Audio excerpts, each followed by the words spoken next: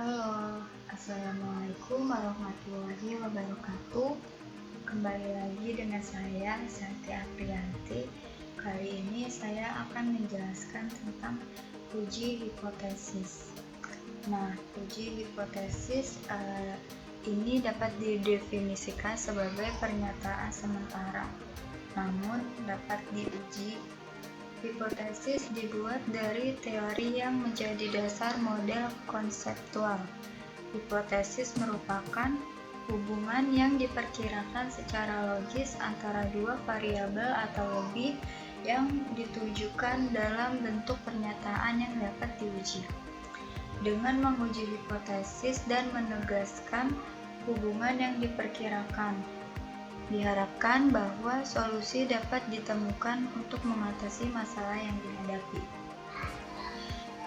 Kemudian nanti saya akan memberikan sedikit tutorial uji hipotesis melalui SPSS. Kita langsung ke tutorialnya aja ya guys. Yang pertama, kita harus menyiapkan tabulasi data yang ingin diolah, seperti tabel yang ada di Excel ini. Kemudian ini di copy ke SPSS, skornya aja, tapi nanti dia seperti ini jadinya. Variabel-variabelnya Y X1 sampai X4. Kemudian ini skor yang tadi, data yang ingin diolah. Nah, langkah selanjutnya yaitu klik analyze, kemudian klik regression,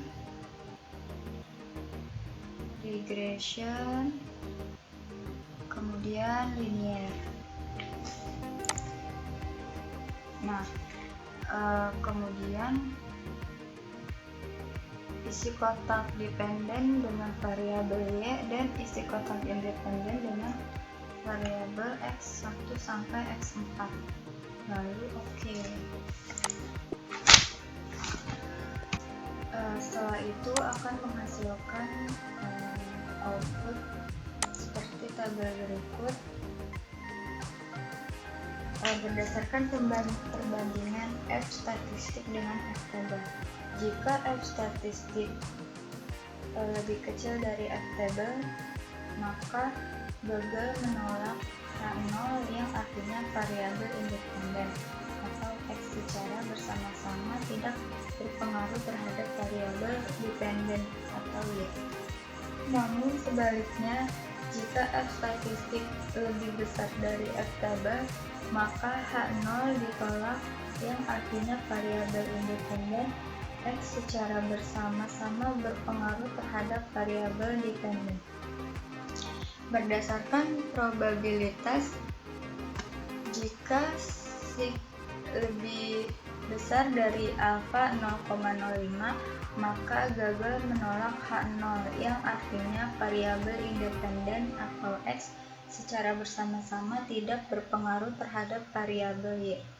Namun sebaliknya juga, jika sig lebih kecil dari alfa 0,05, maka H0 ditolak yang artinya variabel independen X secara bersama-sama berpengaruh terhadap variabel dependen.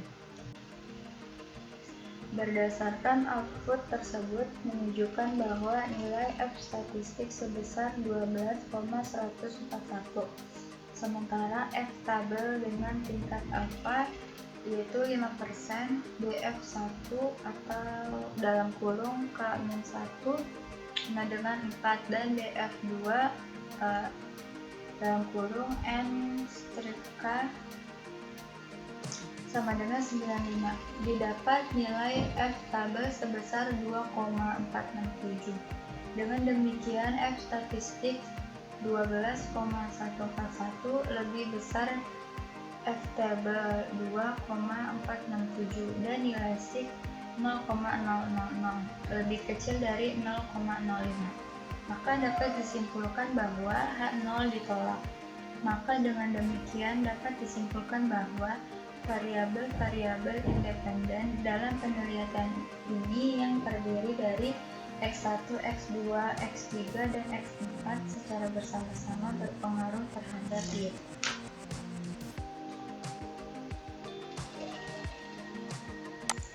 Yang selanjutnya adalah uji T. Hasil uji T menjelaskan signifikansi berpengaruh variabel bebas secara parsial terhadap variabel terikat. Hipotesis dalam uji T adalah berdasarkan tes statistik dengan T-tabel. Jika nilai tes statistik lebih kecil dari T-tabel, maka gagal menolak H0, yang artinya variabel independen X secara parsial tidak berpengaruh terhadap variabel independen Y. Namun sebaliknya juga, jika nilai tes statistik lebih besar dari T-tabel, maka H0 ditolak, yang artinya variabel independen X secara parsial berpengaruh terhadap variabel dependen Y.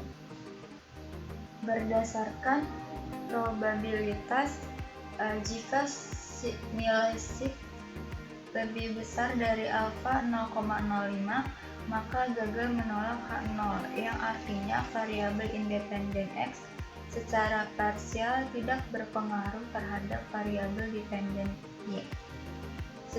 Namun sebaliknya, jika nilai sig A 0,05, maka H0 ditolak, yang artinya variabel independen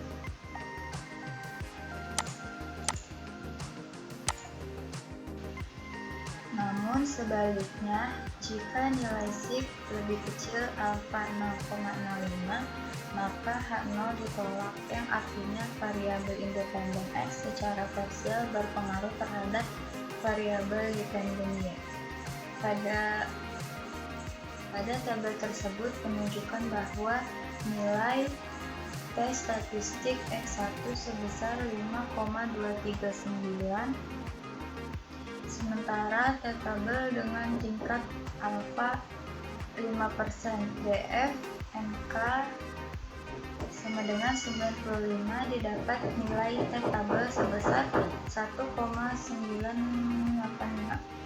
Dengan demikian, statistik X1 5,239 lebih besar dari T-tabel 1,985 dan nilai sig 0,00 lebih kecil dari 0,05. Maka dapat disimpulkan bahwa variabel X1 dalam penelitian ini memiliki pengaruh terhadap variabel Y. Nilai koefisien regresi variabel X1 sebesar 0,539. Hal ini menggambarkan bahwa variabel X1 berpengaruh positif terhadap Y. Maka dengan demikian, setiap kenaikan satu satuan variabel X1 maka akan menaikkan nilai variabel Y atau konstanta sama dengan 18,612 sebesar 0,539. Yang ketiga adalah koefisien determinasi. Ini ada tabel model summary. Pada tabel tersebut menunjukkan bahwa nilai adjusted R square sebesar 0,310, artinya bahwa variasi perubahan nilai turunnya Y dapat dijelaskan oleh X1, X2, X3, dan X4 sebesar 31%, sementara sisanya yaitu sebesar 69%. Dijelaskan oleh variabel-variabel lain yang tidak diteliti dalam penelitian ini. Sekian dan terima kasih. Semoga bermanfaat. Assalamualaikum warahmatullahi wabarakatuh. See you next time.